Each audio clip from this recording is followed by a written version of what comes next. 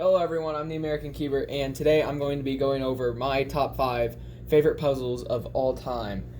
So this is, not, I'm not going to go over like specific puzzles, just different types of puzzles. Like, for example, like if I put in a 3x3, then I'm not really talking about that specific 3x3, I'm just talking about 3x3 in general.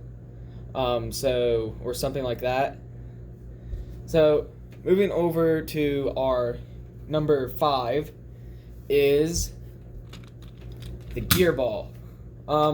There's also the gear cube, but I like the gear ball even more because it doesn't really, like, the gears don't jut out, so it's kind of easier to grip. And also this, like, you could just turn it with the gear. So yeah, that's cool. Now if I can, this one I lost the green cap to, so it's a little disappointing, but I still really enjoy this puzzle, and I definitely recommend it to people who are starting to get into like non-WCA puzzles. So I'm going to just do a solve here. So okay,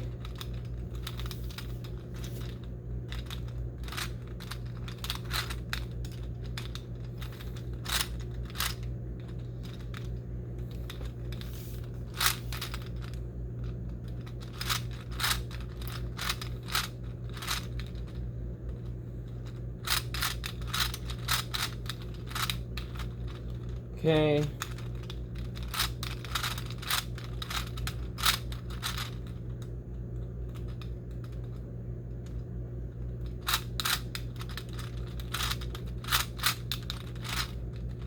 So yeah, I really like this puzzle, and again, I definitely recommend it to people who are looking into expanding their puzzle collection to beyond something like a WCA puzzle. If you want to get into non-WCA puzzles, this is a great choice.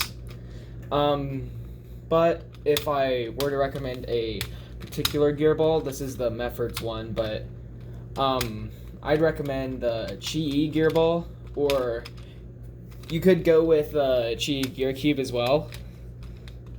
So, in fact, Chi's whole line of gear puzzles are really fascinating. So I definitely recommend all of those. So gear puzzles, particularly the Gear Cube / Gear Ball, goes at top 5. So I'll just leave that over here. My 4th favorite puzzle is the Pyraminx. The reason why I like this puzzle is that it's simple. If you're coming off of something like 3x3, then this, the Scube, and the 2x2 I think are the next steps to go with and learn those puzzles next. I think this is the Moyu Magnetic Pyraminx that I have right now. It's a nice Pyraminx. I don't really solve Pyraminx that much, so at all, but I still really enjoy the puzzle. This is a puzzle that I'll pick up if I just feel like doing some casual solves. And so, yeah, please don't hate on me after this solve, because it's going to be a pretty bad one.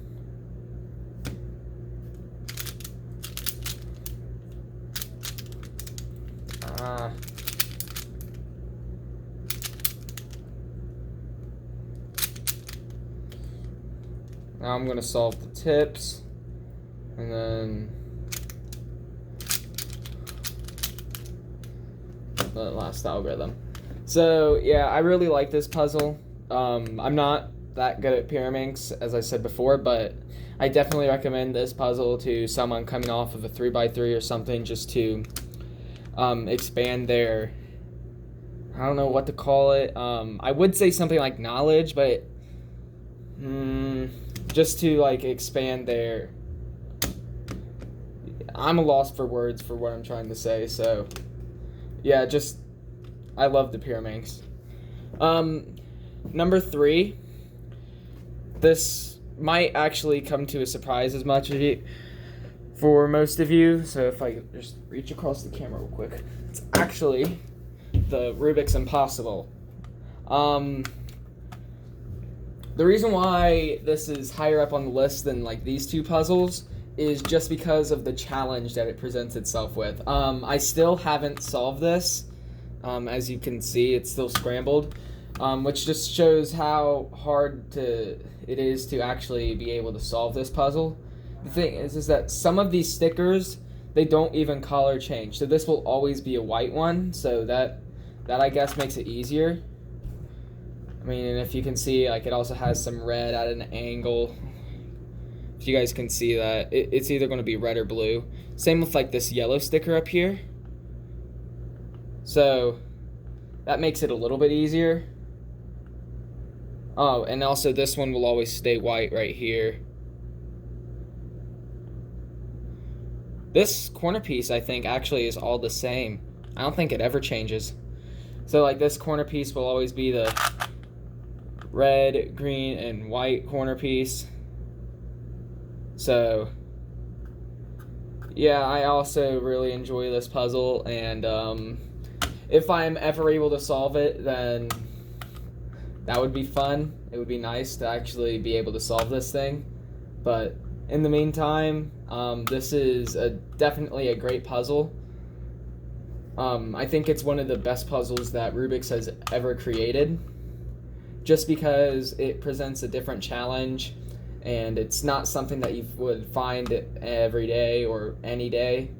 So I really recommend that you get the Rubik's Impossible to just attempt to solve it, because it solves just like a 3x3, just with the color changing tiles. It's really hard to solve, so that's the reason why it's at number 3. Now at number 2, I have Megaminx.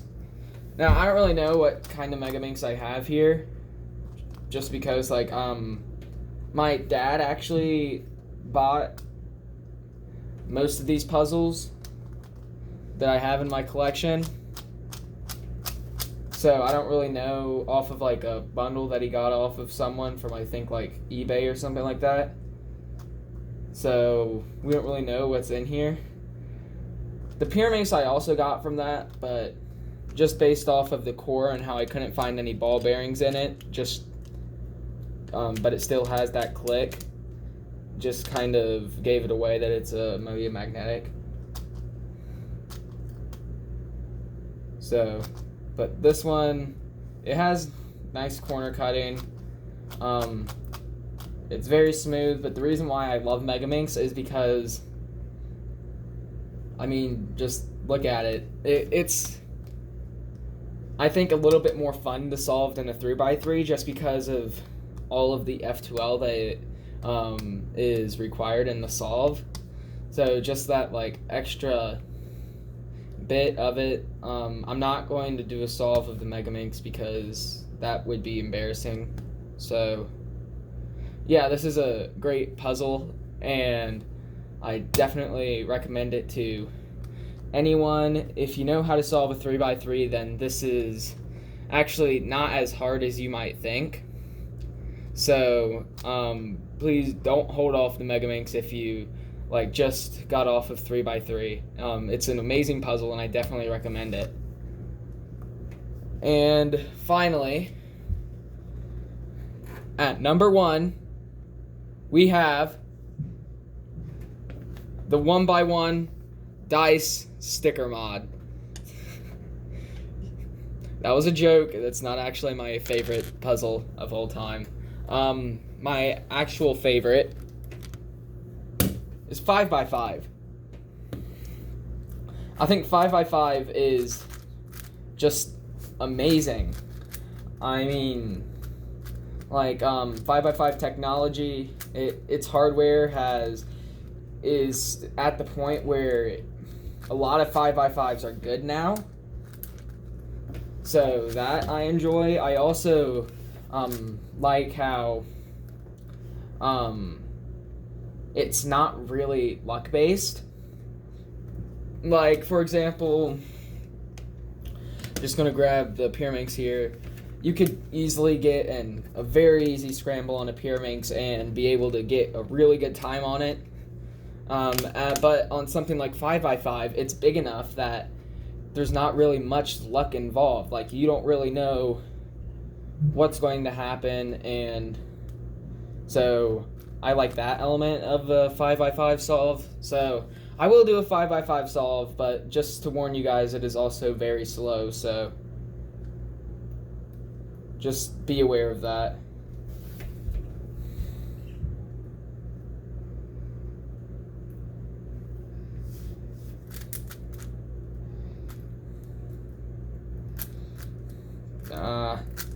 I'm already struggling to find pieces. I don't know why I struggle to find pieces on 5x5. But that still doesn't take away from the joy of the solve, so.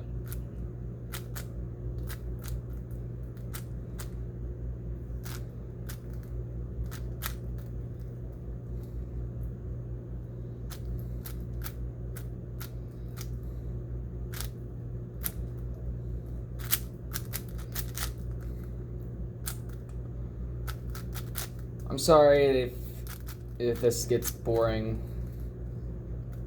because I don't really like talking during my solves. Of course, with the relay video that I did on Friday, which if you haven't watched it, you should really check it out. I did put in my thoughts and commentary of my solves just to make it a little bit more entertaining.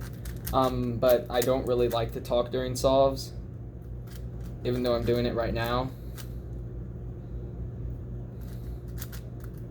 You know what? I should really stop contradicting myself and just not talk.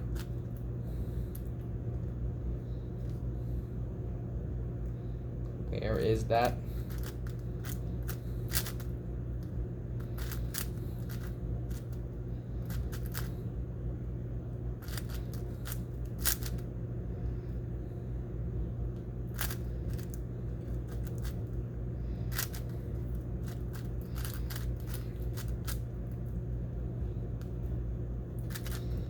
That was nice. Solve two edges at once.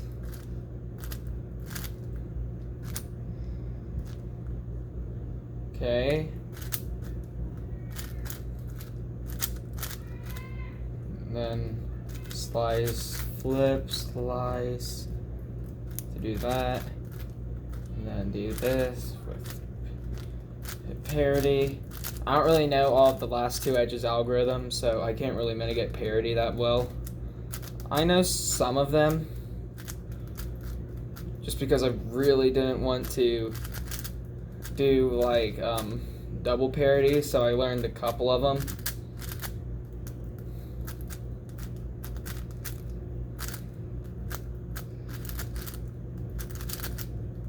Which a lot of you might be like, just do slice, flip, slice to not get that. And I mean, I know that now, but I was stupid. So there's the solve. That's my so this is my top 5 favorite. The Gear Ball, because it's my favorite non-WCA puzzle. Pyraminx, because it is easy to learn and fun for leisurely solves, or competitive solving. So that's nice. The Rubik's Impossible, because of its challenge. The Megaminx, because it's awesome. And then 5x5, because in my opinion this is the best WCA event to solve. So these are all of my top 5 favorite puzzles. I definitely recommend that you go and pick out every single one of these types of puzzles so that you can find the joy that I find in them. And I know I'm talking like this, and it is weird, but I'm going to do it anyway for the rest of the video. So please leave a like, subscribe to this channel if you haven't already, and the reason why I'm uploading on a Tuesday, is because this is the month of December, and I have decided to upload daily and all throughout the month of December to lead up to a live stream of me solving the 11 by 11. So I've never solved anything past the 7 by 7 before. So, and I average around 10 minutes on 7 by 7. So it'll take me a while to solve the 11 by 11 for sure. But I really hope that you guys can tune into the live stream. So it's very important that you guys subscribe and click that bell so that you guys can get notified of when that live stream goes up. And I hope to see all of you guys there, and I will upload another video tomorrow on something. I'm still thinking about it, so I will see you guys tomorrow. This is the American Cuber. Bye.